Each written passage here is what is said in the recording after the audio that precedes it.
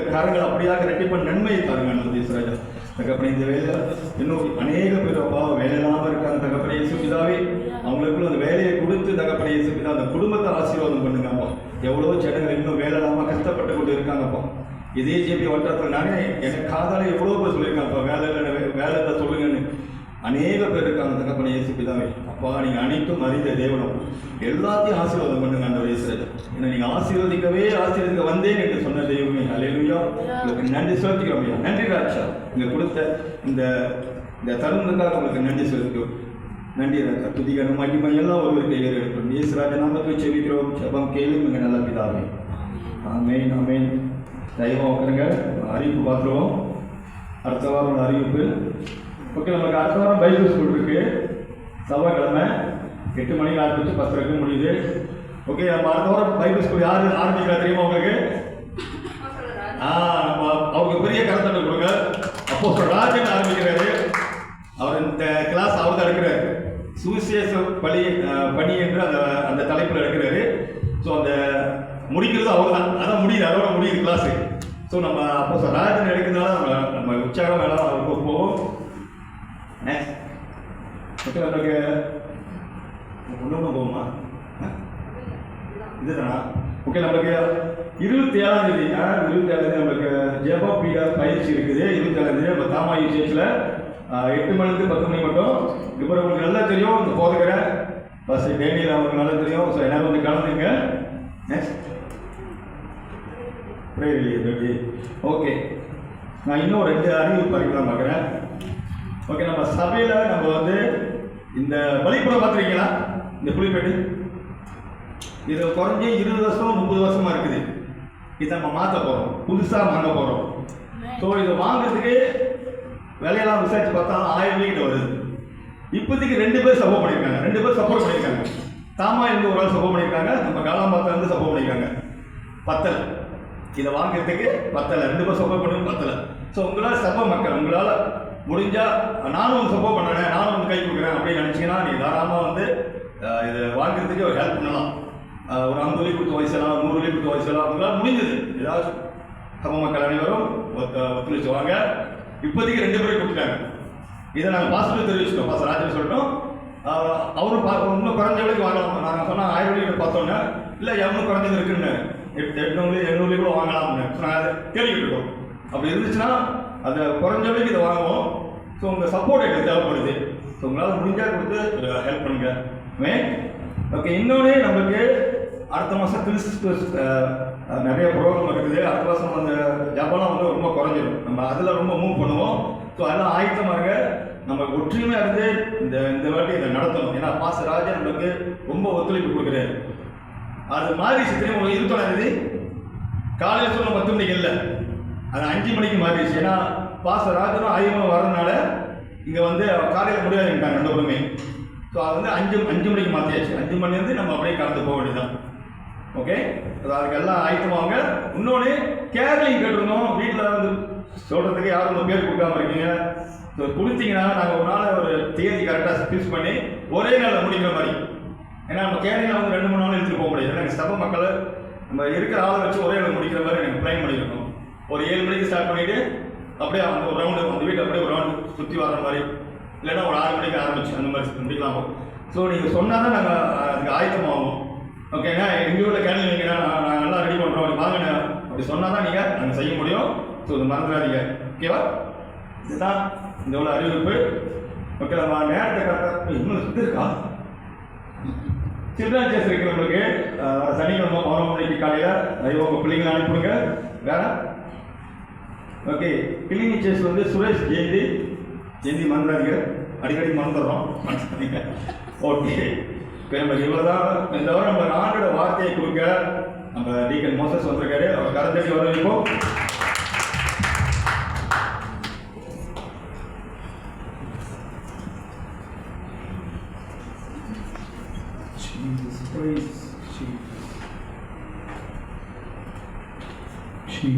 Praise, hallelujah.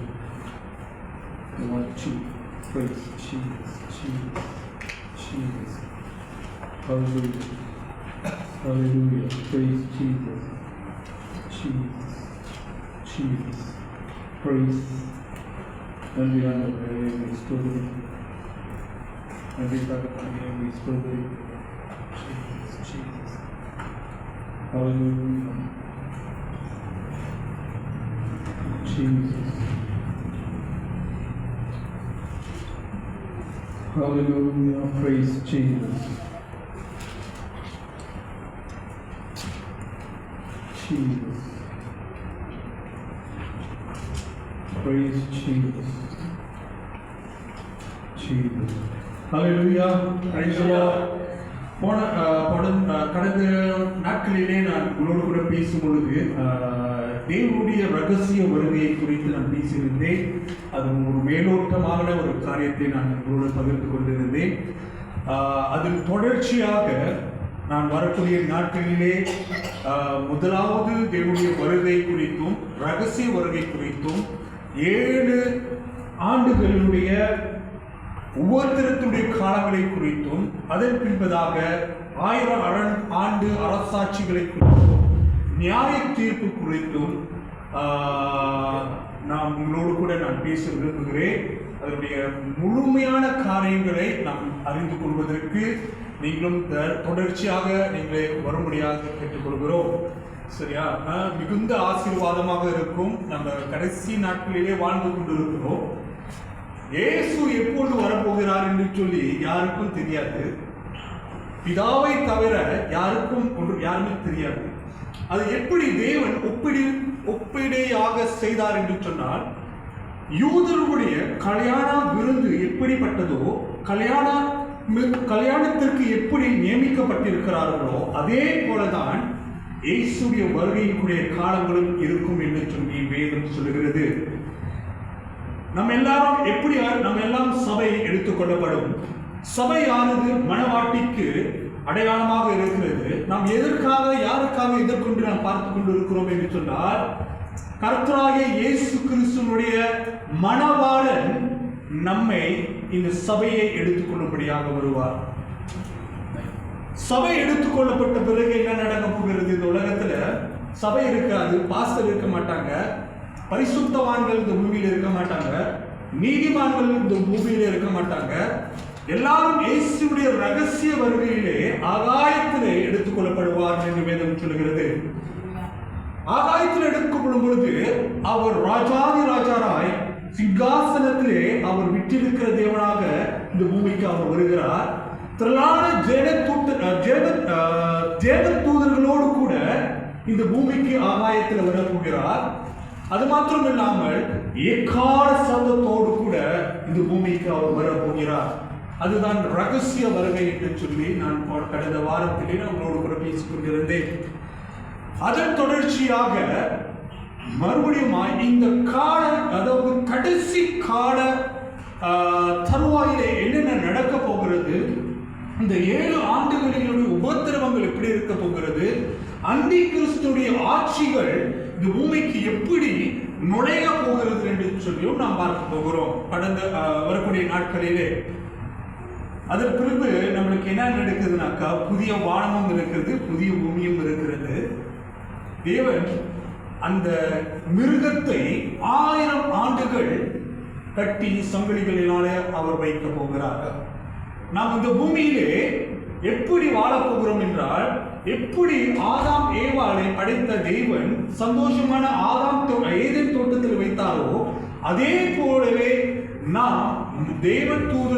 நாமும் இந்த உலகத்திற்கு வந்து 1000 ஆண்டு அரசாட்சியிலே கர்த்தராகிய இயேசு கிறிஸ்துவே நமக்கு ராஜாதி ராஜாராய் கர்த்தாதி கர்த்தராய் இருந்து நம்மை ஆளுகை செய்ய போகிறார். அல்லேலூயா. இன்றைக்கு நாம் எடுத்துக்கொள்வோம் மத்தேயு எழுதின சுவிசேஷம் 24வது அதிகாரம்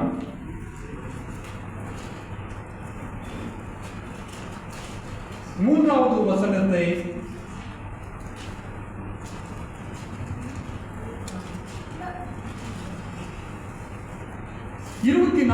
அதிகாரத்திலே மத்தேயு 24வது அதிகாரத்திலே சீஷர்கள் வந்து தேவனிடத்தில் வருகிறார்கள், இயேசுவை தேடி வருகிறார்கள். அவர்கள் கேட்கிறார்கள், ஆண்டவரே, உம்முடைய வருகையின் காலத்திற்கும் உலகத்தின் முடிவுக்கும் அடையாளங்கள் என்ன என்ன என்பதை அவர்களுடைய சீஷர்கள் இயேசு கிறிஸ்துவின் இடத்துல வந்து கேட்கிறார்கள். நாம் வாசிப்போம் 3வது வசனத்தை.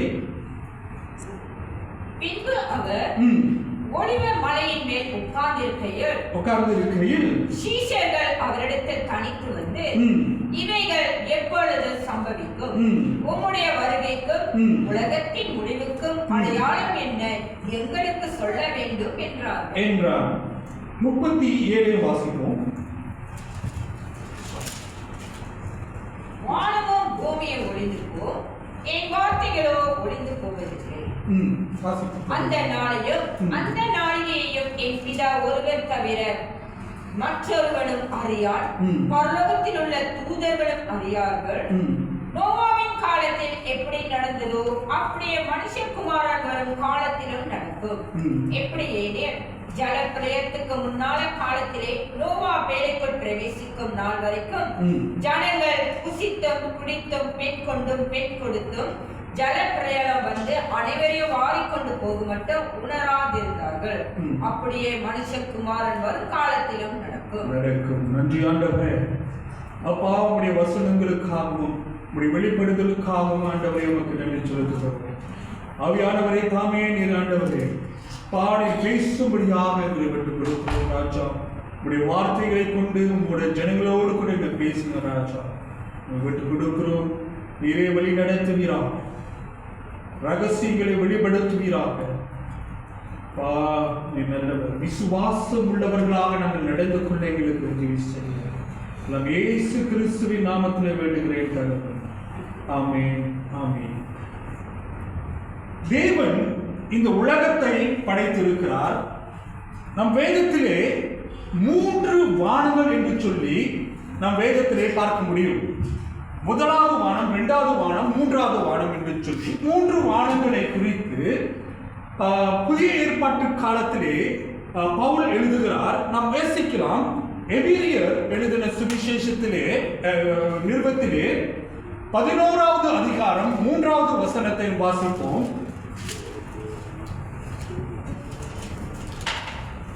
எபிரியர் 11:3 விசுவாசத்தினாலே நம் உலகங்கள் தேவனுடைய வார்த்தையினால்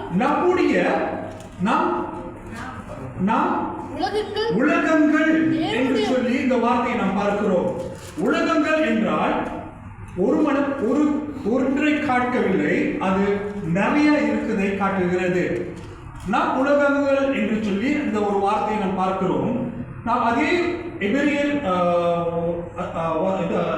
புக்கிலே 1வது அதிகாரம் 2வது வசனத்தை நாம் வாசிப்போம்.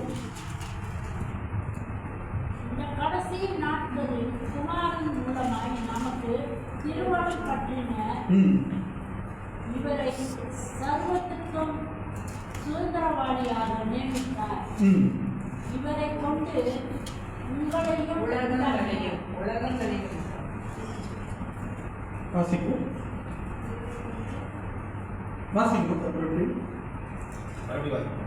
இந்த கடைசி நாட்களில் குமாரன் மூலமாய் நமக்கு திருவுள்ளம் பற்றினார்.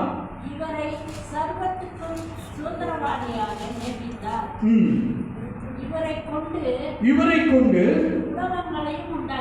உலகங்களையும் உண்டாக்கினார். யாரை கொண்டு? இயேசு கிறிஸ்துவை கொண்டு உலகங்களையும் உண்டாக்கினார். இப்ப உலகங்கள் என்று சொல்லும் பொழுது அதை எப்படி நாம் எடுத்துக்கொள்ள வருகிறோம்? முதல் உலகம் ஆதாமுக்கும் ஏவாளும் போட்ட அந்த உலகத்தில முதல் உலகம் காணப்படுகிறது. இந்த 3 உலகங்கள் வித்தியாசமான கிரியைகளை நடக்கக்கூடியவைகள். இந்த உலகங்கள் சொல்லப்படும் பொழுது எபிரிய பர்வதத்திலே வேறு ஒரு காரியத்தை காண்பிக்கிறது. அது என்ன காண்பிக்கிறது என்று சொன்னால், அதனுடைய சீசன்கள், அதனுடைய காலங்கள் என்று சொல்லி காண்பிக்கிறது. உலகங்கள் என்று சொல்லப்பட்ட இடத்திலே எபிரியருடைய கிரேக்க பதத்திலே அவர்களுடைய மொழியாக்கம் என்று அர்த்தம் என்றால் அது காலங்கள். இந்த காலங்கள் நோவாவுடைய காலங்கள், இயேசு கிறிஸ்துடைய காலங்கள் என்று சொல்லி அதற்கு அவங்களுடைய வேதத்திலே ஒரு ஸ்பெசிபிக்கான ஒரு வார்த்தையை கொடுக்கப்பட்டு இருக்கிறது. நாம் வாசிக்கலாம். கிரேக்க வேர்டிலே அதனுடைய அர்த்தம் என்னவென்றால் அயோனாஸ். அயோனாஸ் என்றால் அதனுடைய அர்த்தம் ஏஜ் வேர்ல்ட் ஸ்பிரிச்சுவல் ரேம்ஸ் என்று அர்த்தம் கொள்ளும். அதாவது காலங்கள், உலகம், ஆவிக்குரிய மண்டலம் என்று சொல்லி இந்த காரியத்தை அவர்கள் பொறுப்பாக அதனுடைய அர்த்தங்களை கொண்டு வருகிறது. எப்படி இந்த காலங்களையும் தேவன் எப்படி பூர்வமாக மாற்றினார் என்று சொல்லி நாம் பார்க்கலாம். அதே 2 பேதுரு 2:5 ஒரு உலகத்தை அங்கு காண்பிக்கிறார் பேதுரு. 2 பேதுரு 2:5 அவர் ஒரு உலகத்தை காண்பிக்கிறார். அது என்ன உலகம் என்று நாம் பார்ப்போம். பூர்வ உலகத்தையும் தப்ப விடாமல் நீதியை பிரசங்கிக்கிறவனாகிய நோவா முதலான 8 பேரை காப்பாற்றி அவபக்தி உள்ளவர்கள் நிறைந்த உலகத்தின் மேல் ஜலப்பிரயத்தை வரப்பண்ணினார். ஓகே, இப்ப பூர்வ உலகம் என்று சொன்னால் ஆதாமிலிருந்து நோவா வரை கொடுக்கப்பட்ட ஒரு உலகம் என்ன என்றால், ஒரு காலகட்டம் என்ன என்றால் அதுதான் நோவாவுடைய காலம். அது பூர்வ உலகம் என்று வேதம் சொல்லுகிறது. முதலாவது 3 உலகத்தை குறித்து நாம் பார்க்க போகிறோம். முதல் பேதுரு சொல்லுகிற உலகம் பூர்வ உலகம் என்று சொல்லி, அது கிரேக்க வேர்டிலே அதற்கு வித்தியாசமான காரியங்களை அவர்கள் காண்பிக்கிறார்கள். அது என்னவென்று சொன்னால் ஆகாயோன் என்ற அர்த்தத்துக்கு பூர்வீக உலகம் என்று அர்த்தம். ancient world, அதாவது age of former state என்று சொல்லி அதற்கு விளக்கம் கொடுத்திருக்கிறார்கள். அந்த விளக்கத்திலே அவர்கள் கிரேக்க பைபிளிலே அவர்கள் வாசிக்கும் பொழுது அந்த வேர்டிற்கு தனியாக அந்த உலகத்தின் பெயரை சொல்லி அவர்கள் அந்த வார்த்தையை பயன்படுத்துவார்கள் என்று சொல்லி. 2வது உலகம் நாம் பார்ப்போம். கலாத்தியர் 1:4 வாசிப்போம்.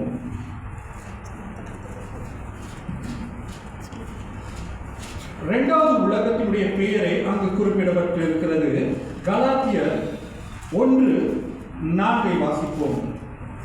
அவன் நம்மை இப்பொழுது இருக்கிற பொல்லாத பிரபஞ்சத்தில் நின்று விடுவிக்கும்படி நம்முடைய பிதாவாகிய தேவனுடைய சித்தத்தின்படியே நம்முடைய பாவங்களுக்காக தம்மை தாமே ஒப்பு கொடுத்தார். இங்க என்ன குறிப்பிடப்பட்டிருக்கிறது என்று சொன்னால் பொல்லாத பிரபஞ்சம். பிரபஞ்சம் என்றால் அதனுடைய அர்த்தம் உலகம் என்ற அர்த்தம். பிரபஞ்சம் என்றால் கிரேக்க பதத்திலே ஆயோன் என்று அர்த்தம் கொள்ளும். அதனுடைய அர்த்தம் என்ன என்றால் அது பொல்லாத உலகம் என்று அர்த்தம் கொள்ளுமா. இப்போ முதலாவது நாம் பார்த்தது பூர்வீக உலகம், 2வது பொல்லாத உலகம் என்று சொல்லி எதை குறிக்குது என்று சொன்னால் நாம் வாழ்ந்து கொண்டிருக்கிற இந்த வானமும் பூமியும் தான் பொல்லாத உலகம் என்று வேதம் சொல்கிறது. நீங்களும் நானும் இப்பொழுது இந்த நிமிஷத்திலே நம்ம பார்க்கிற எல்லா காரியங்களும் அது பொல்லாத உலகத்திலே காணப்படுகிற ஒரு காரியத்தை இந்த உலகம் காட்டுகிறது. 3வது ஒரு உலகம் இருக்கிறது. நாம் வாசிக்கலாம். எபிரேயர் 2:5 வாசிப்போம்.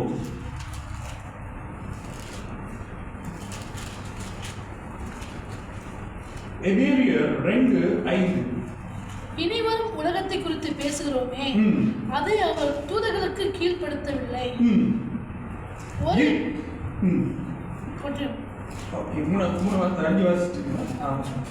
அதுல என்ன போடப்பட்டிருக்குனாக்கா இனி வரும் உலகம். இனி வரும் உலகம். முதலாவது நாம் பார்த்தது பூர்வீக உலகம், 2வது நாம் பார்த்தது பொல்லாங்கான உலகம், 3வது நாம் பார்க்கிறது இனி வரும் உலகம் என்று சொல்லி. இனி வரும் உலகம் எதை குறிக்குது என்று சொன்னால் நாம் எதிர்காலத்தினுடைய நாம் நித்தியமாக வாழப்போகிற அந்த நித்தியமான பரலோகத்தை காண்பிக்கிறது இந்த வசனம். இப்பொழுது பேதுரு சொன்னது 3 உலகங்களையும் நாம் பார்க்கும் பொழுது வித்தியாசமான காரியங்கள் அங்கு ஏற்படுகிறது. நாம் மத்திய நாம் வாசிக்கும் பொழுது அங்க என்ன நடக்கிறது? நோவாவினுடைய காலத்திலே நடந்தது போலவே இந்த நாட்களிலும் நடக்கும். பூர்வ உலகத்தில் நடந்த அதே சம்பவம் இப்பொழுது எங்கு நடக்க போகிறது என்றால் பொல்லாங்கான உலகத்திலே நடக்க போகிறது என்று சொல்லி நாம் பார்க்க போகிறோம். யார் அந்த பொல்லாத உலகத்திலே நாம் வாழ போகிறோம் என்று சொல்லி நாம் பார்க்கிறோம். முதலாவதாக இந்த பூமி நாம் வாசிக்கலாம். 24 மத்தேயு எழுதின சுவிசேஷம் 24:37 வாசிப்போம். நோவாவின் காலத்தில் எப்படி நடந்ததோ அப்படியே மனுஷகுமாரன் காலத்திலும் நடக்கும். எப்படியே ஜல பிரளயத்துக்கு முன்னாக காலத்திலே நோவா பேழைக்குள் பிரவேசிக்கும் நாள் வரைக்கும் ஜனங்கள் புசித்தும் குடித்தும் பெண் கொண்டும் பெண் கொடுத்தும் ஜல பிரயாணம் வந்து அனைவரையும் வாரிக்கொண்டு போகும் மட்டும் உணராதிருந்தார்கள். அப்படியே மனுஷகுமாரன் காலத்திலும் நடக்கும். எப்படி அதாவது நோவாவுடைய காலத்திலே என்ன நடந்தது? உலகத்தும் அழிக்கப்பட்டது. ஜலத்தினாலே அந்த பூர்வீக உலகம் அழிக்கப்பட்டது. அந்த நோவாவுடைய காலத்தினாலே ஒரு நியாய தீர்ப்பை தேவன் அந்த நாட்களிலே வைத்தார். உலகம் முழுவதும் அழிக்கப்பட்டது. ஜலத்தினாலே எல்லாமே அழிக்கப்பட்டது. அதுல 8 பேர் மாத்திரம் அவர்கள் தேவனை பற்றி கொண்டிருக்கிறபடினாலே தேவன் அவர்களை காப்பாற்றி இன்னொரு உலகத்திற்கு கொண்டு போகிறார். எந்த உலகத்திற்கு? பொல்லாத உலகத்திற்கு அவர்களை விடுகிறார். அவர்கள் மூலியமாக தான் இப்பொழுது இருக்கிற நம்முடைய மற்ற காரியங்கள் பிறப்புகள்லாம் அவருடைய ஜெனரேஷன் பிறகுதான் நம்ம வந்திருக்கிறோம். நோவாவுடைய காலத்திலே என்ன நடந்தது? யார் தேவன் இயேசு கிறிஸ்து இந்த கடைசி நாட்களிலே இந்த காரியம் அதே போலவே நடக்கும் என்று சொல்லி நாம் வாசிக்கலாம். 2 பேதுரு 3:6 வாசிப்போம். பூர்வ காலத்தில் 3:6 அப்பொழுது இருந்த உலகம் ஜல பிரளயத்தினாலே அழிந்தது என்பதையும் மனதார அறியாமல் இருக்கிறார்கள்.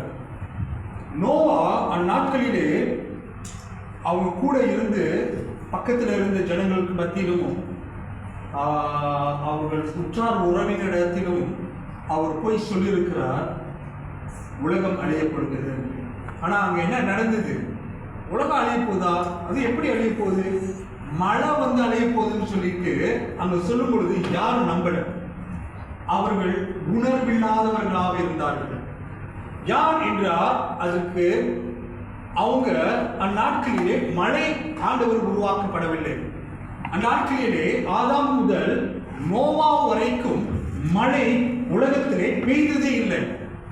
அப்ப பெய்யாத ஒரு காரியத்தை, பார்க்காத ஒரு காரியத்தை அந்த ஜனங்கள் எப்படி நம்புவார்கள்? புதிய ஏற்பாட்டின் காலத்திலே தோமா இயேசுவோடு கூட ஒட்டி உராசி நடந்த அந்த மனுஷன் அவருடைய விரலை என்னுடைய விழாவில் விட்டாதான் நான் நம்புவேன்னு சொல்லி இருக்கிறாரு. அப்பேற்பட்ட உலகத்திலே நாம் வாழ்ந்திருக்கிறோம். அந்நாட்களிலே அவர்களுக்கு எதுவுமே அறியாதவர்களாக இருந்தார்கள். ஆனாலும் இந்த வார்த்தையை ஒரு மனிதன் நம்பினான். அவர்தான் நோவா. நடக்காத ஒரு காரியத்தை தேவன் நடப்பிப்பார் என்று சொல்லி விசுவாசித்தான். அவ்வளவு ஜனங்கள் அந்த உலகத்தில் இருந்திருப்பார்கள். எத்தனை லட்சம் பேர் இருந்திருப்பார்கள் என்று சொல்லி ஒரு கணக்கிட்டு கொண்டிருக்கிறார்கள். என்ன கணக்கு என்று சொன்னால் 10 பில்லியன் ஜனங்கள் அந்த பிரயாணத்திலே, அந்த மழை வெள்ளத்திலே அவர்கள் மாண்டார்கள் என்று சொல்லி. இப்பொழுது நம்மளுடைய பாப்புலேஷன், உலகத்தினுடைய பாப்புலேஷன் எவ்வளவு இருக்கிறது?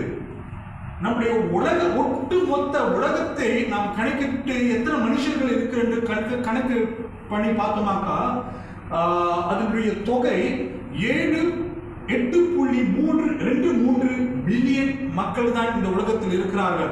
ஆனாலும் பூர்வ உலகத்திலே ஜனங்கள் எத்தனாயிரம் ஜனங்கள், பில்லியன் கணக்குல 10 பில்லியனுக்கு மேற்பட்ட ஜனங்கள் தேவன் அழித்தார்கள். எவ்வளவு ஒரு பரிதாபம்! படைத்தவரே நம்மளை அழிக்கும் பொழுது அவர் சந்தோஷமா இருந்திருப்பாரா?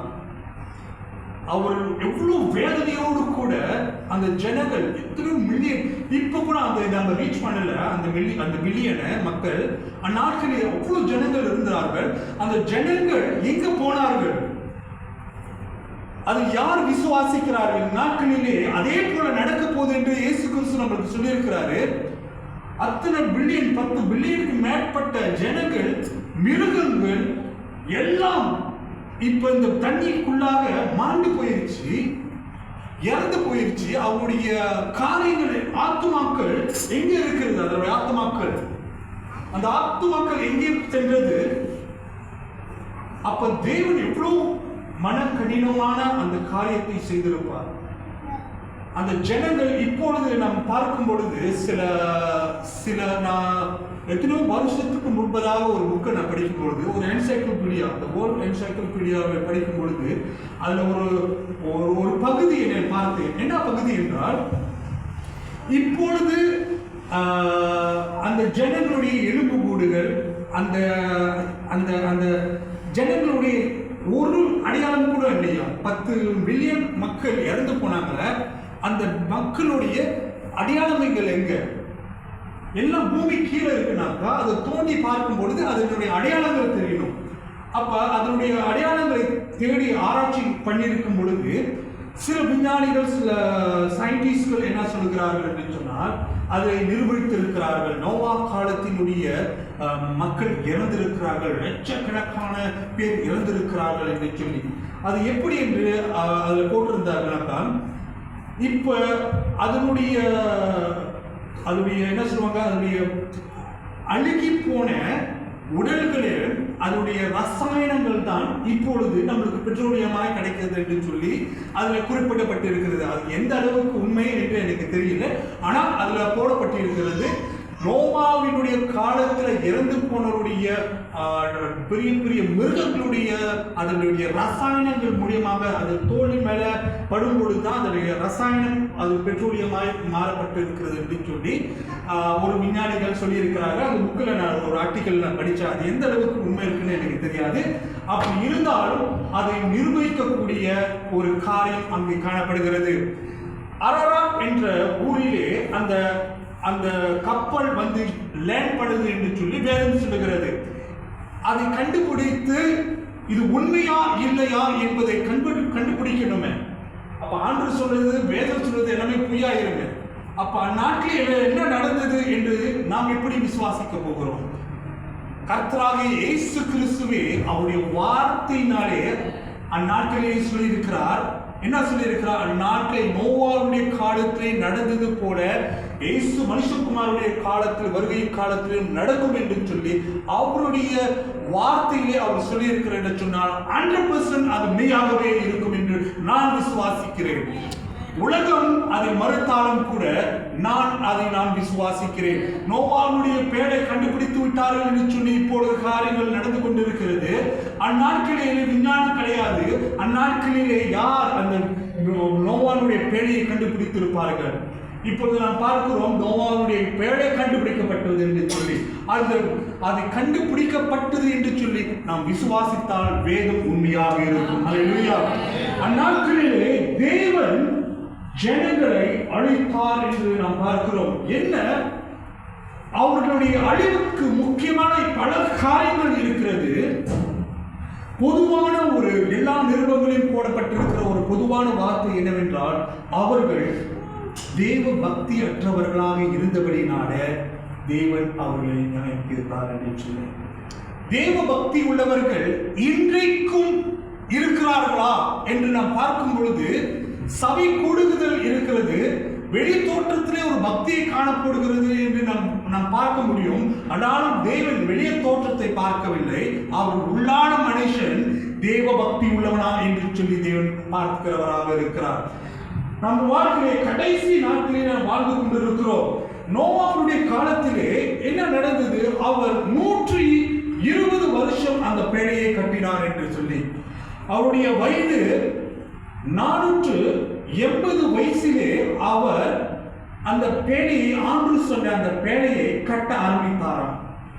அவர் சொல்ல சொல்ல இவர்கள் 120 வருஷம், அவருக்கு 600 வயசு வரைக்கும் அவர் அந்த பேழையை கட்டினார் என்று சொல்லி. அதாவது 120 வருஷம். அதற்கு பிறகு அவர் உயிரோடு இருந்த நாட்கள் 9500 வயது வரைக்கும் அவர் உயிரோடு இருந்தார்.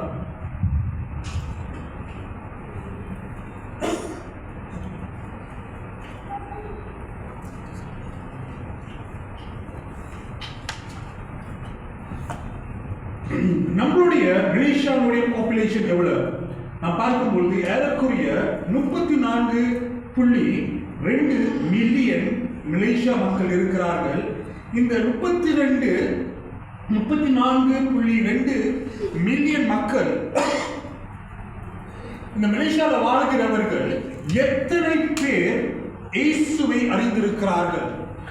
இயேசு கிறிஸ்துவின் நற்செய்தியை அவர்கள் அறிந்திருக்கிறார்களா என்று சொல்லி பார்க்கும் பொழுது ஒரு கேள்விக்குறி. நம்முடைய பாப்புலேஷன், கிறிஸ்டியானிட்டி பாப்புலேஷனே ரொம்ப குறைவாக இருக்கிறது. இந்த சிறு பாப்புலேஷன் வைத்து தான் தேவன் என்ன செய்கிறார்? அவருடைய வார்த்தையை நற்செய்திகளாய் இந்த உலகத்திற்கு பரப்ப வேண்டும். எப்படி இயேசு கிறிஸ்துவினுடைய நாட்களிலே நோவாவுடைய காலத்திலே நடந்தது போல எத்தனையோ ஜனங்கள் கிட்ட இந்த மனுஷன் சொல்லியிருப்பாரு, சபைக்கு வாங்கய்யா, தேவன் யார் என்பதை கண்டுகொள்ளுங்கய்யா, நல்ல வழியிலே போங்கய்யா அப்படின்னு சொல்லிட்டு அவர் வாழ்ந்த நாட்கள் 950 வருஷமா வாழ்ந்தாரு. அத்தனை வருஷமும் காலமும் அவர் சொல்லிக்கொண்டேதான் இருந்திருப்பார். ஆனாலும் ஜனங்கள் இருதயத்திலே உணர்வில்லாதவர்களாக இருந்தார்கள். நாமும் இந்த நாட்களிலே சபைக்கு வருகிறோம், இவ்வளவு காரியங்களை நாம் செய்து கொண்டிருக்கிறோம். ஆனாலும் கூட நாம் இருதயம் இருள் அடைந்ததாக காணப்படுகிறது. தேவனுடைய சத்திய வார்த்தைகளை இந்த ஜனங்களுக்கு மத்தியில் பேசுவதற்கும் சத்திய வார்த்தையை உணர்ந்து நாம் அபியாசப்படுத்துவதற்கும் நாம் என்ன இடம் கொடுக்க மாட்டேங்கிறோம் என்று சொல்லி வேதம் சொல்லுகிறது. அது மாத்திரமல்லாமல் தேவன் சொல்லுகிறார், நாம் வாசிக்கலாம். யூதா 5வது வசனத்தை வாசிப்போம்.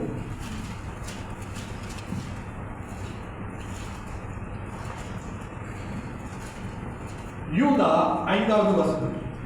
நீங்கள் முன்னமே அறிந்திருந்தாலும் நான் உங்களுக்கு நினைவூட்ட விரும்புகிறது என்னவெனில், கர்த்தர் தமது ஜனத்தை எகிப்து தேசத்திலிருந்து வர பண்ணி ரட்சித்து பின்பு விசுவாசித்தவர்களை அழித்தார். பின்பு விசுவாசியாதவர்களை அழித்தார். மறுபடியும் வாசிப்போம். நீங்கள் முன்னே அறிந்திருந்தாலும் நான் உங்களுக்கு நினைவூட்ட விரும்புகிறது என்னவெனில், கர்த்தர் தமது ஜனத்தை எகிப்து தேசத்திலிருந்து வர பண்ணி ரட்சித்து பின்பு விசுவாசியாதவர்களை விசுவாசம் இல்லாதவர்களை தேவன் அழித்தார் என்று சொல்லி யூதா எழுதியிருக்கிறார். விசுவாசியாமல் இருக்கிறவர்கள் தேவன் வரப்போகிறார், அவர் வரப்போற நாடு இருக்கும் என்று சொல்லி அவிசுவாசமாக இருப்பார்கள். அப்ப தேவன் என்ன செய்கிறார்? அவர்களையும் அழிக்கிறார் என்று சொல்லி வேதம் சொல்லுகிறது. ஏதேன் தோட்டத்திலே தேவன் மனிதனை படைக்கும் பொழுது ஆசீர்வாதத்தையும் தீமையும் ஆசீர்வாதத்தையும் சாபத்தையும் என்பதாக வைத்து விட்டார். நீ இந்த பழத்தை புசிக்க வேண்டாம், இருந்தாலும் உன்னுடைய விருப்பத்தினுடைய காரியத்தை நான் விட்டு விடுகிறேன். நீ நன்மை செய்தால் நன்மை பலனை அடைய போகிறாய், நீ தீமை செய்தால் அதன் தீமையினுடைய பலனை அடைய போகிறாய் என்று சொல்லி தீர்மானம் எடுக்கக்கூடிய வல்லமையை மனிதனிடத்திலே தேவன் வைத்து விட்டார். அப்ப தீர்மானம் எடுக்கும் பொழுது நாம் என்ன தீர்மானம் எடுக்க போகிறோம்? ஏதேன் தோட்டத்திலே தேவன் ஏவாளை பார்த்து அந்த கையை பழத்தை பறிக்காதவனுக்கு கையை மடக்கி வச்சிருக்கலாமே, நீ பறிக்க கூடாது அப்படின்னு சொல்லிட்டு அப்படி அவர் செய்யல. ஏன்னா அவருக்கு தெரியும் அது தீர்மானம் எடுப்பதற்கு உங்கள் கரத்திலே கொடுத்திருக்கிறார். நன்மையும் தீமையும் நமக்கு முன்பதாக இருக்கிறது. அதை நாம் அடைவதற்கு நாம் எதை தேர்ந்தெடுக்க போகிறோம் இந்த வாழ்க்கையில, இந்த பூமியினுடைய வாழ்க்கையிலே? இப்ப நாம் வாழ்ந்து கொண்டிருக்கிற ஒரு காலம் பொல்லாத உலகத்திலே வாழ்ந்து கொண்டிருக்கிறோம். பரலோகமும் இருக்கிறது, நரகமும் இருக்கிறது. எதை நீங்கள் போய் நன்மை செய்து பரலோகத்துக்கு போக போகிறோமா, தீமை செய்து நரகத்துக்கு போக போகிறோமா என்று சொல்லி தீர்மானம் எடுப்பதற்கு தேவன் நம்முடைய கரத்தில் வைத்து விட்டார். கரத்தில் வைத்தது மாத்திரமல்லாமல் அவர் என்ன செய்கிறார் என்று சொன்னால், நம்முடைய வாழ்க்கைக்கு ஒரு என்ன சொல்லுவாங்க, நாம் வாசிப்போம். மத்தேயு 24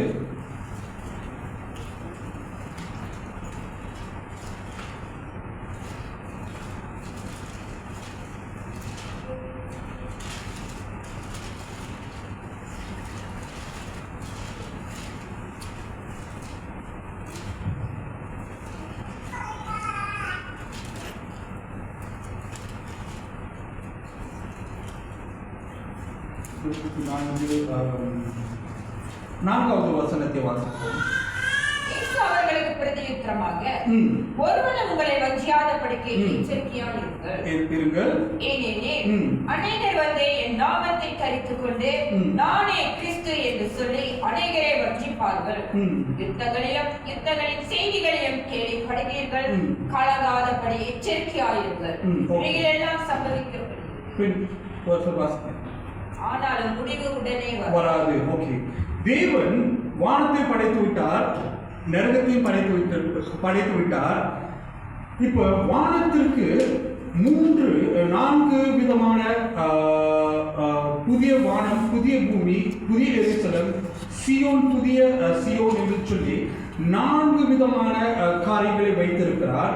அதே போலதான் நரகத்தினுடைய காரியங்களிலே ஒரு 3 வித்தியாசங்கள் உண்டு. நரகத்திலே நித்திய நரகம் என்று ஒன்றும், முதலாவது தற்காலிக நரகம் என்றும், இரண்டாவது பாதாளம் என்றும், மூன்றாவது நித்திய நரகம் என்று சொல்லி வேதத்திலே 3 விதமான நரக வேதனையை குறித்து இயேசு சொல்லியிருக்கிறார். முதலாவது பாதாளம் என்று வேதம் சொல்கிறது. இயேசு கிறிஸ்துவை அறிந்தவர்கள் அறியாதவர்கள் இந்த பாதாளத்திலே வைக்கப்படுகிறார்கள் என்றும்,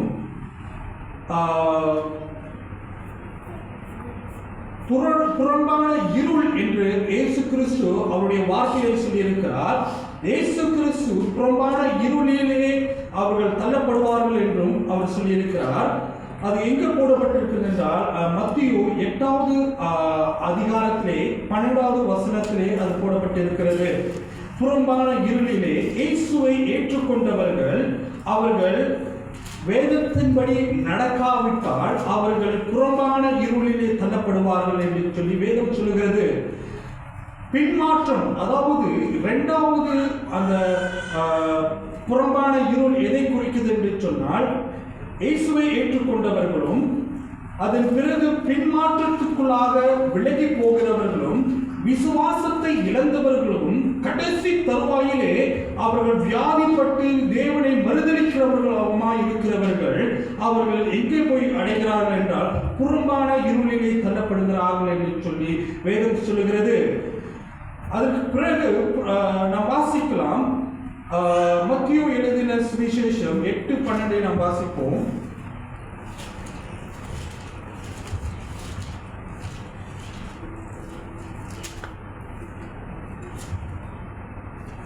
ராஜ்யத்தின் புத்திரரோ புறம்பான இருளிலே தள்ளப்படுவார்கள். யான் ராஜ்யத்தின் புத்திரர்கள் என்று இயேசு கிறிஸ்து இந்த இடத்துல சொல்லியிருக்கிறார். யார் அந்த ராஜ்யத்தின் புத்திரர்கள்? ராஜ்யத்தின் புத்திரர்கள் என்று அழைக்கப்படுகிறவர்கள் இயேசுவை அறிந்தவர்கள் தான் ராஜ்யத்தின் புத்திரர்கள் என்று அழைக்கப்படுகிறார்கள். அப்ப ராஜ்யத்தினுடைய புத்திரர்களே எங்க தள்ளப்படுகிறார்கள் என்று சொல்லி வேதம் என்ன சொல்கிறது என்றால்,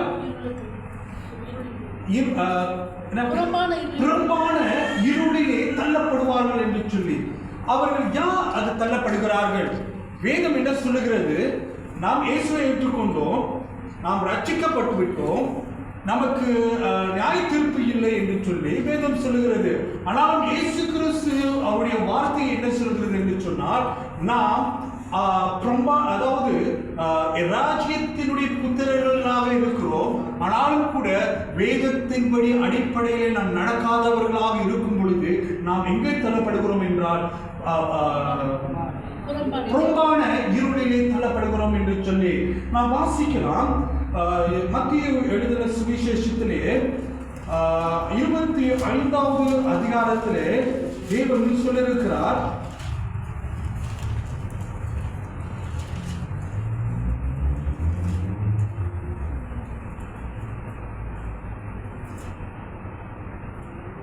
நாம் அந்த 10 கணிகைகளை பற்றி நாம் படிப்போமாக.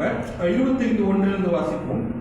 அப்பொழுது பரலோக ராஜ்யம் தங்கள் தீவெட்டிகளை பிடித்துக் கொண்டு மணவாளனுக்கு எதிர்கொண்டு போக புறப்பட்ட 10 கன்னிகைகளுக்கு ஒப்பாக இருக்கிறது. இப்பொழுது மணவாளன் மணவாட்டிக்கு திருமணம் செய்வதற்காக ஏற்பாடுகள் செய்யப்பட்டிருக்கிறது.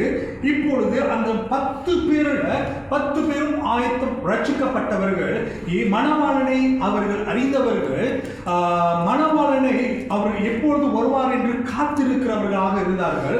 ஆனாலும் கூட அந்த கடைசி தருவாயிலே பிதாவை தவிர யாருக்கும் தெரியாது குமாரன் எப்பொழுது வருவார் என்று சொல்லி ராத்திரியிலே ஒரு திருடனை போலவே அந்த இடத்துல நாம் 6வது வசனத்தை வாசிப்போம். 25-26. நடுராத்திரியிலே இதோ மணவாளன் வருகிறார், அவருக்கு எதிர்கொண்டு போக புறப்படுங்கள் என்கிற சத்தம் உண்டாயிற்று. அந்த நேரத்தில் அந்த 10 கனிகளும் எழுந்து சத்தம்லாம் கேட்டிட பிறகு அந்த காரியங்களுக்கு இவர்கள் ஆயத்தப்படுகிறார்கள். மணவாளனுக்கு எதிர்கொண்டு போவதற்காக, அவர்கள் தீவட்டியை எடுத்துக்கொண்டு போகிறதற்காக அவர்கள் ஆயத்தப்படுத்துகிறார்கள். அந்த 10 பேரில் 5 பேருக்கு அது எண்ணெய் குறைப்பட்டு இருக்கிற பொழுது அந்த 9வது வசனத்தினை வாசிக்கலாம். பிரதித்திரமாக அப்படியல்ல, எங்களுக்கு உங்களுக்கு போதாமல் இராதபடி நீங்கள் விற்கிறவர்களிடத்தில் போய் உங்களுக்காக வாங்கிக் கொள்ளுங்கள் என்றார். அப்படியே அவர்கள் வாங்க போன போது மணவாளன் வந்து விட்டார். ஆயத்தமாய் இருந்தவர்கள் அவருடைய கூட கல்யாண வீட்டுக்குள் பிரவேசித்தார்கள்.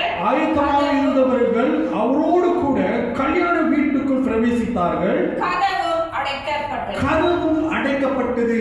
அந்நாட்களே என்ன நடந்தது?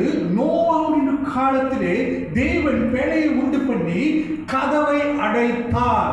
அப்பொழுது கதவை அடைக்கும் பொழுது உள்ளுக்கு இருக்கிறவங்களுக்கு வெளியே போக முடியாது, வெளியில இருந்தவங்களுக்கு உள்ளுக்கு வர முடியாது. காரணம், அவர்களுடைய அந்த கிருபையின் காலம் முடிந்து போனபடினால அந்த கிருபையின் காலத்திலே அவர்கள் இயேசு கிறிஸ்துவின் வருகை மட்டும்தான் கிருபையின் காலம் இருக்கும்.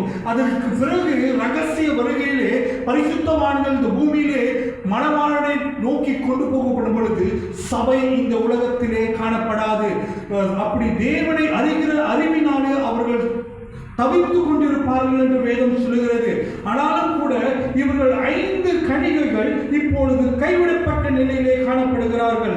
பின்பு மற்ற கன்னிகைகளும் வந்து ஆண்டவரே எங்களுக்கு திறக்க வேண்டும் என்று சொல்லி ஆண்டவரை கூப்பிடும் பொழுது அவர் சொல்லுகிற ஒரு வார்த்தை என்னவென்று சொன்னார், உங்களை அறியேன், மெய்யாகவே உங்களுக்கு நான் சொல்லுகிறேன் என்று சொல்லி இயேசு கிறிஸ்துவின் வார்த்தை சொல்லுகிறது. எப்படி நீங்களும் நானும் அனுதினமாய் சபைக்கு வருகிறவர்களாக இருக்கிறோம், அவருடைய பிரசனத்தை கேட்கிறவர்களாக இருக்கிறோம், அவருடைய துதியை நாம் ஏறெடுக்கிறவர்களாக இருக்கிறோம், ஆயத்தமாக இருப்பதை போல காணப்படுகிறோம். ஆனாலும் கூட 5 பேர் எடுத்துக்கொள்ளப்பட்டார்கள். 5 பேர் கைவிடப்பட்ட நிலையிலே இந்த பூமியில காணப்படும் பொழுது தேவன் சொல்லுகிறார், நான் உங்களை அறியேன் என்ற ஒரு வார்த்தையை. தேவன் எதற்காக அவர்கள் ஆயத்தமாக இல்லை? அவர்கள் எல்லாவற்றிலும் பார்ப்பதற்கு சமமாக இருந்தார்களே, இதனால அவர்கள் கைவிடப்பட்டார்கள். அவர்கள் ஆயத்தத்தோடு கூட மணவாளன் வருவதற்கு அலட்சியமான காரியத்தோடு கூட இருந்தார்கள். அவர்களுக்கு தெரியும் மறுநாளை மட்டும் இந்த தீவெட்டி எரிந்து கொண்டிருக்க வேண்டும் என்று சொல்லி. ஆனாலும் கூட இந்த பரிசுத்த ஆவியோட அபிஷேகத்தை பெற்றவர்களும் கூட அதை அலட்சியப்படுத்துகிறவர்களாக இந்த பூமியிலே வாழ்ந்து கொண்டிருக்கிறார்கள். இயேசு கிறிஸ்து ஒரு வார்த்தைகள் சொல்லுகிறார், நாம் வாசிக்கலாம். 5:29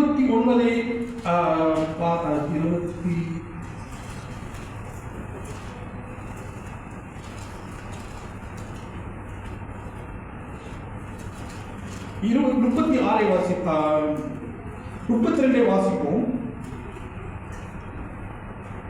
அப்பொழுது சகல ஜனங்களும் அவருக்கு முன்பாக சேர்க்கப்படுவார்கள். மேய்ப்பனானவன் செம்மறியாடுகளையும் வெள்ளாடுகளையும் வெவ்வேறாக பிரிக்கிறது போல அவர்களை அவர் பிரித்து செம்மறியாடுகளை தமது வலது பக்கத்திலும் வெள்ளாடுகளை தமது இடது பக்கத்திலும் நிறுத்துவார். அப்பொழுது ராஜா தமது வலது பக்கத்தில் நிற்பவர்களை பார்த்து, வாருங்கள், என் பிதாவினால் ஆசீர்வதிக்கப்பட்டவர்களே, உலகம் உண்டான முதல் உங்களுக்காக ஆயத்த பண்ணப்பட்டிருக்கிற ராஜ்யத்தை சுதந்திரித்துக் கொள்ளுங்கள். பசியாயிருந்தேன், எனக்கு போஜனம் கொடுத்தீர்கள். பசியாயிருந்தேன், எனக்கு போஜனம் கொடுத்தீர்கள். தாகமாயிருந்தேன், தாகத்தை தீர்த்தீர்கள். தாகமாயிருந்தேன், எனக்கு தாகம் தீர்த்தீர்கள். அந்நியனாயிருந்தேன், என்னை சேர்த்துக் கொண்டீர்கள். வஸ்திரம் இல்லாதிருந்தேன், எனக்கு வஸ்திரத்தை கொடுத்தீர்கள். வியாதியாயிருந்தேன், என்னை விசாரிக்க வந்தீர்கள். காவலில் இருந்தேன், என்னை பார்க்க வந்தீர்கள் என்பார். அப்பொழுது நீதிமான்கள் அவருக்கு பிரதியுத்தரமாக, ஆண்டவரே, நாங்கள் எப்பொழுது உம்மை பசியுள்ளவராக கண்டு உமக்கு போஜனம் கொடுத்தோம், எப்பொழுது உம்மை தாகம் உள்ளவர்களாக கண்டு உம்முடைய தாகத்தை தீர்த்தோம், எப்பொழுது உம்மை அந்நியராக கண்டு உம்மை சேர்த்துக் கொண்டோம், எப்பொழுது உம்மை வஸ்திரம் இல்லாதவராக கண்டு உமக்கு வஸ்திரம் கொடுத்தோம், எப்பொழுது உம்மை வியாதியுள்ளவர்களாக காவலில் இருக்கிறவர்களாக கண்டு உம்மிடத்தில் வந்தோம் என்பார்கள். அதற்கு ராஜா பிரதியுத்தரமாக, மிகவும் சிறியவராக என் சகோதரனாக இவர்கள் ஒருவனும் நீங்கள் எனக்கு எதை செய்தீர்களோ அதை எனக்கே செய்தீர்கள் என்று மெய்யாகவே உங்களுக்கு சொல்கிறேன் என்றார். அப்பொழுது இடது பக்கத்தில் நிற்பவர்களை பார்த்து அவர், சபிக்கப்பட்டவர்களே, என்னை விட்டு பிசாசுக்காகவும் அவன் தூதர்களுக்காகவும் ஆயத்த பண்ணப்பட்டிருக்கிற நித்திய அக்கினியிலே போங்கள். பசியாயிருந்தேன், நீங்கள் எனக்கு போஜனம் கொடுக்கவில்லை. ஓகே, இப்போது தேவன் 2 விதமான மனிதர்களை அங்கு காண்பிக்கிறார். ஒன்று, அவர்கள் பசியாக இருக்கும் பொழுதும் வியாதியாக இருக்கும் பொழுதும் காவலிலே வைக்கப்பட்டு இருக்கும் பொழுதும் வஸ்திரம் இல்லாதவர்களாய் இருக்கும் பொழுதும் அவர்கள் இடத்திலே அந்த மனிதர்கள், தேவனை ஏற்றுக்கொண்ட மனிதர்கள் மன இரக்கத்தோடு, எப்படி நம் இயேசு கிறிஸ்து இரக்கமுள்ளவராக இருந்தது போல, எப்படி இயேசு கிறிஸ்து அன்பு நிறைந்தது போலவே இந்த அவருடைய சீஷர்களும் அவருடைய ஏற்றுக்கொண்டவர்களும் அவரை விசுவாசிக்கிறவர்களும் அதே போல கனிகளை கொடுக்கிறவர்களாக காணப்படுகிறார்கள். அப்பொழுது மன உருகத்தோடு அந்த வியாதியஸ்தர்களிடத்தில் கைகளை வைத்து அவர்கள் ஜெபம் செய்கிறார்கள். மன இரக்கத்தோடு அன்போடு கூட ஆடை இல்லாதவர்களுக்கு ஆடைகளை பகிர்ந்து கொடுக்கிறவர்களாக இருந்தார்கள். எப்பொழுது அவர்கள் சிறைச்சாலைக்கு போகப்பட்டு எல்லாராலும் கைவிடப்பட்ட நிலையிலே இருக்கும் பொழுது அங்கு தேவ மனிதன் அங்கு போய் பார்த்து விசாரிக்கும் பொழுது அங்கு தேவனுடைய அன்பை வெளிப்படுத்தும் பொழுது, நீங்கள் யார் இதற்கு செய்தீர்கள், உங்களிலே யாரை இதை செய்தீர்கள் என்று சொன்னா அவர் யாருக்கு செஞ்சோம்னா இயேசு கிறிஸ்துவுக்கே, பிதாவுக்கே நாம் செய்தோம் என்று சொல்லி வேதம் சொல்லுகிறது. அநேகருடைய அன்பு கடைசி காலங்களிலே தனித்து போக கொண்டிருக்கிறது. ஒருத்தருக்கு ஒருத்தருடைய அன்பு, ஒரே சபைகளில் இருப்போம், ஒரே வீடுகளில் இருப்போம், ஒரே பள்ளிக்கூடத்தில் இருப்போம், ஒரே வேலை இடங்களில் இருப்போம், ஆனாலும் தேவனுடைய அன்பில்லாதவர்களாக ஒருத்தருக்கு ஒருத்தர் விட்டு கொடுக்காமல், ஒருத்தருக்கு ஒருத்தர் புறம் கூறிக்கொண்டு, ஒருத்தருக்கு ஒருத்தர் கோல் சொல்லிக்கொண்டு, ஒருத்தருக்கு ஒருத்தர் அன்பில்லாதவர்களாக இந்த உலகத்தில் நாம் வாழ்ந்து கொண்டிருக்கிறோம். இயேசுவின் கடைசி காலத்திலே நாம் வாழ்ந்து கொண்டிருக்கிற பொழுது இயேசு சொல்லுகிறார், இவர்களில் எவைக்கு நீங்கள் செய்தீர்களோ அவைகளை எனக்கு செய்தீர்கள் என்று சொல்லி. நாம் யார் என்பதை நாம் பார்க்க கூடாது. அவர்கள் தாழ்மையில் உள்ளவர்களோ மேலானவர்களோ, அவர்கள் வசதி இருக்கோ வசதி இல்லையோ, அவர்களுக்கு எப்பொழுதும் சமத்தரமான இருதயத்தோடு கூட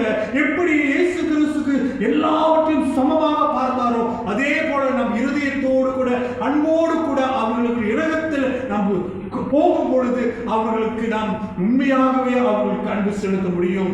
நாங்கள் ஒரே குடும்பத்தில் இருப்போம், அந்த குடும்பத்தில் சகோதரத்துக்குள்ளாகவே நாம் பேசிக்கொண்டு பேசாமல் இருப்போம். காரணம், அன்பு தனிந்து போகிறதாக இருக்கிறது. அன்பு அந்த இடத்துல உண்மை அற்றதாக காணப்படுகிறது.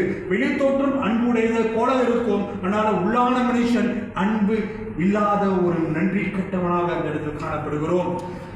ஒரே குடும்பத்தில் நாம் வாழ்ந்து கொண்டிருக்கிற சகோதரன் சகோதரிகள், பெற்றோர்கள் பிள்ளைகளிடத்துல பேசுகிறது இல்லை, பெற்றோர்கள் பிள்ளைகள் பெற்றோர் இடத்துல பேசுகிறது இல்லை, சகோதரன் சகோதரி இடத்துல பேசுகிறது இல்லை, சகோதரி இடத்துல பேசுகிறது இல்லை. ஒரு நல்ல காரியத்திலும் கெட்ட காரியத்திலும் அவர்கள் சம்பந்தம் கொள்ளாதவர்களாக அவருடைய உண்மையான அன்பு அங்கு வெளிப்படாதபடிக்கு அங்கு மாயமற்ற ஒரு உலகத்திலே வாழ்ந்து கொண்டிருக்கிறோம். அதாவது நம் பொல்லாத உலகத்திலே வாழ்ந்து கொண்டிருந்தாலும் கூட இயேசு கிறிஸ்துவினுடைய அன்பு நித்தியம் உள்ளது. இயேசு கிறிஸ்துவின் அன்பு அது உண்மையாக இருக்கும். யார் எப்படி சொன்னாலும் கூட பரவாயில்லை சொல்லி அவர்களை கட்டி அணைக்கிறது அன்பாக இருக்கும். அப்படி நாம் கட்டி அணைக்காதவர்களாக இருக்கும் பொழுது இயேசு கிறிஸ்து என்ன சொல்கிறார்? நாம் வாசிக்கலாம் தொடர்ந்து 42. பசியாயிருந்து நீங்கள் எனக்கு போஜனம் கொடுக்கவில்லை, தாகமாயிருந்தேன் நீங்கள் என் தாகத்தை தீர்க்கவில்லை, பட்டியனாயிருந்தேன் நீங்கள் என்னை சேர்த்துக் கொள்ளவில்லை, வஸ்திரம் இல்லாமல் இருந்தேன் நீங்கள் எனக்கு வஸ்திரம் கொடுக்கவில்லை, வியாதி உள்ளவனாய் காவலில் அடைக்கப்பட்டவனாயும் இருந்தேன் நீங்கள் என்னை விசாரிக்க வரவில்லை என்பார். அப்பொழுது அவர்களும் அவருக்கு பிரதித்திரமாக, ஆண்டவரே, உண்மை பசியுள்ளவராகவும் தாகம் உள்ளவராகவும் அந்நியராகவும் வஸ்திரம் இல்லாதவராகவும் வியாதிப்பட்டவராயும் காவலில் அடைக்கப்பட்டவராயும் நாங்கள் எப்பொழுது கண்டு உமக்கு உதவி செய்யாதிருந்தோம் என்பார்கள். அப்பொழுது அவர் அவர்களுக்கு பிரதித்திரமாக, மிகவும் சிறியவர்களாகி இவர்களில் ஒருவனும் நீங்கள் எதை செய்தீர்களோ அதை எனக்கே செய்தீர்கள் என்று மெய்யாகவே உங்களுக்கு சொல்லுகிறேன் என்பார். அந்தபடி அவர்கள் நித்திய ஆக்கினையை அடையவும் நீதிமான்களோ நித்திய ஜீவனை அடையும் போவார்கள் என்பார். இப்பொழுது 46வது வசனத்திலே அந்தபடி இவர்கள் நித்திய ஆக்கினையை அடைவார்கள் என்பது தேவன் இயேசு கிறிஸ்து சொல்கிறார். ஒரே சபைகளிலே ஒரே குடும்பத்திலே நாம் இருக்கும் பொழுது, ஒரே சமுதாயத்தில் இருக்கும் பொழுது ஒருத்தருக்கு ஒருத்தர் நாம் உதவி செய்ய வேண்டும் என்று தேவன் சொல்லியிருக்கிறார். அதை நாம் செய்யாமல் போனாலே நாம் எங்க போகிறோம் என்று வேதம் சொல்லுகிறது என்றால் நித்திய நரகத்துக்கு தள்ளப்படுகிறோம் என்று சொல்லி. இப்ப தேவன் இயேசு கிறிஸ்து 10 கன்னிகைகளும் ஒரே இடத்திலிருந்து அவர்கள் ஆயத்தம் பண்ணப்பட்டார்கள். ஒரே சபையிலிருந்து அவர்கள் ஆயத்தம் பண்ணப்பட்டார்கள். அதற்கு உண்மையாய் 5 பேர் அவர்களுக்கு உண்மையாக இருந்தார்கள். அதே போலதான் இங்க மற்றொரு இடத்துல அவர்கள் எதை செய்கிறார்களோ அதை உண்மையாய் செய்தவர்களும் உண்டு, உண்மை அற்றவர்களாய் செய்கிறவர்களும் உண்டு. அது உண்மை அற்றவர்களாய் செய்யும் பொழுது அவர்கள் அக்கினியிலே நித்திய அக்கினியிலே தள்ளப்படுகிறார்கள் என்று சொல்லி வேதம் சொல்கிறது. யார் பரலோகத்திற்கு போக முடியும்? இப்போ விசுவாசிகளே ஆண்டவர் என்ன சொல்கிறாரு, நீங்க நித்திய நரகத்துக்கு போயிருவீங்களா அப்படின்னு சொல்லிட்டு. அப்ப யார் ரட்சிக்க பண்ண முடியும்? ரட்சிக்கப்பட்டவர்கள் 5 பேர் தான் போறாங்க.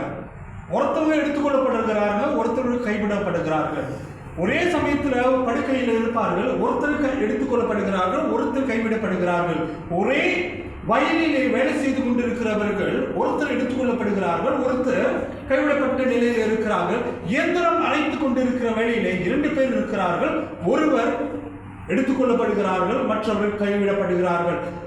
அதற்கு என்ன அர்த்தம் என்றால் 50% தான் தேவன் பரலோக ரகசிய வருகையிலே எடுத்துக்கொள்ளப்படுகிறார்கள் என்று சொல்லி, மற்றவர்கள் எல்லாம் அது மகா வேதனைக்குள்ளாக அந்தி கிறிஸ்துவின் நாட்களிலும் உபத்திரவ காலங்களிலும் அவர்கள் தள்ளப்படுகிறார்கள் என்று சொல்லி வேதம் சொல்லுகிறது. நாம் வாசிக்கலாம் கலாத்தியர் 5வது அதிகாரம்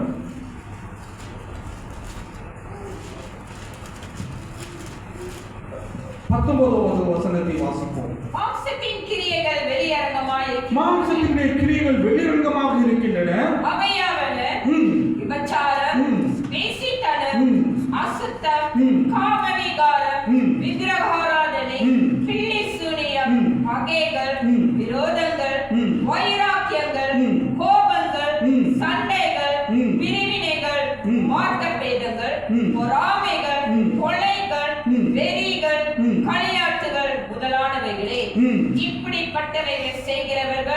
தேவனுடைய ராஜ்யத்தை சுதந்தரிப்பதில்லை என்று முன்னே நான் சொன்னது போல இப்பொழுது உங்களுக்கு சொல்கிறேன். பரலோக ராஜ்யத்தை சுதந்தரிப்பதற்கு இப்பொழுது படிக்கப்பட்ட பட்டியல்களிலே நாம் சிக்குண்டவர்களாக இருக்கும் பொழுது நாம் பரலோக ராஜ்யத்தை சுதந்தரிப்பதில்லை என்று வேதம் கிளறாக சொல்லப்பட்டிருக்கிறது. அதே சமயத்தில் வெளிப்படுத்துகிற சுவிசேஷத்திலே 21வது அதிகாரத்திலே நாம் என்ன வாசிக்கிறோம்?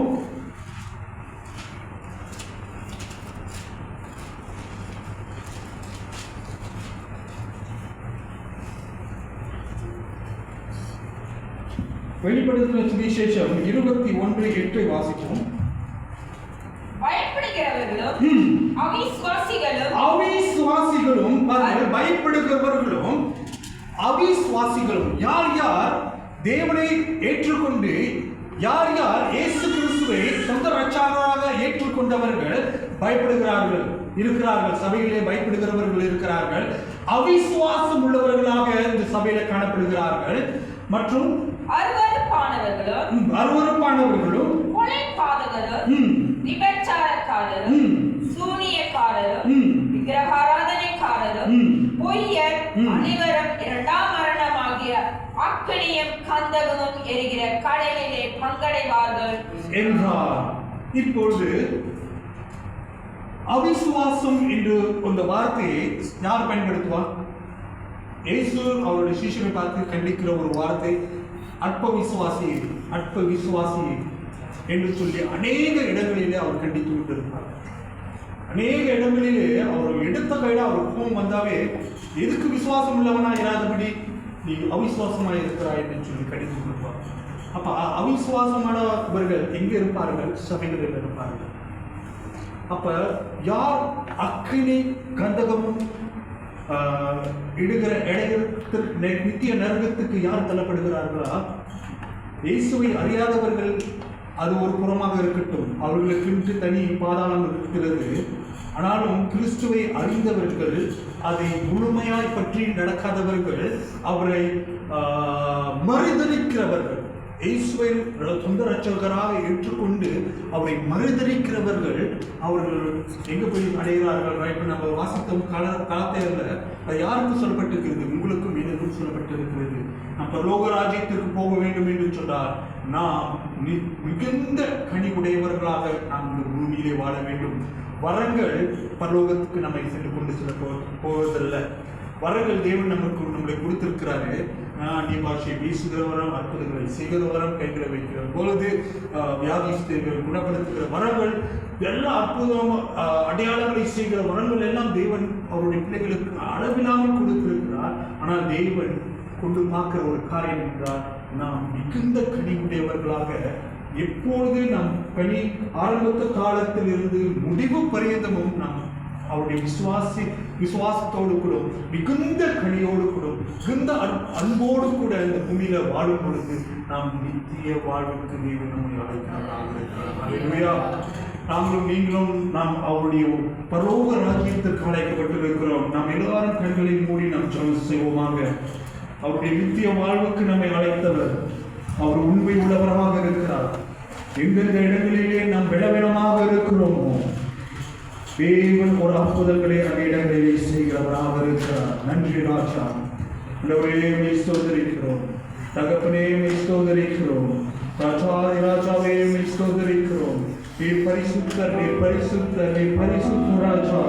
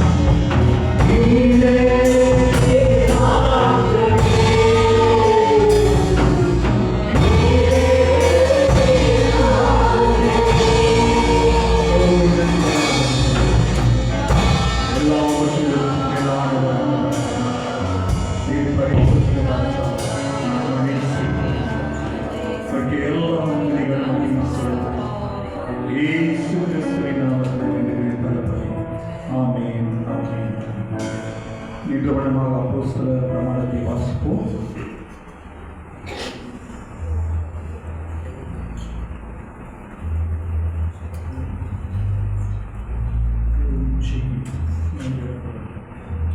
வானத்தையும் பூமியில் படைத்த சர்வவல்லமையுள்ள தேவனாகிய பிதாவை விசுவாசிக்கிறேன். அவருடைய ஒரே குமாரனுடன் நம்முடைய ஆண்டவராகிய இயேசு கிறிஸ்துவை விசுவாசிக்கிறேன். அவர் பரிசுத்த ஆவியினாலே கட்டுப்பட்டு கண்ணீர் மறியப் பிறந்தார்.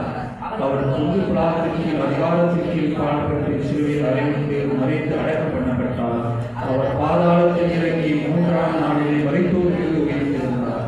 அவர் பரலோகத்திற்கு தன்னுடைய பிதாவாகிய தேவனுடைய வலது பரிசில் வீற்றிருக்கிறார். உயிருள்ளோரும் மரித்தோரையும் ஞானத்திற்கு அவ்விடத்திலிருந்து அவர் வருவார். பரிசுத்த ஆவியானவரை விசுவாசிக்கிறேன். உலகாகிய பரிசுத்த திருச்சபையும் பரிசுத்தவான்களை ஐக்கியத்தையும் விசுவாசிக்கிறேன். பாவ மன்னிப்பையும் சரீர உயிர்த்தெழுதலையும் நித்திய ஜீவனையும் விசுவாசிக்கிறேன். ஆமென்.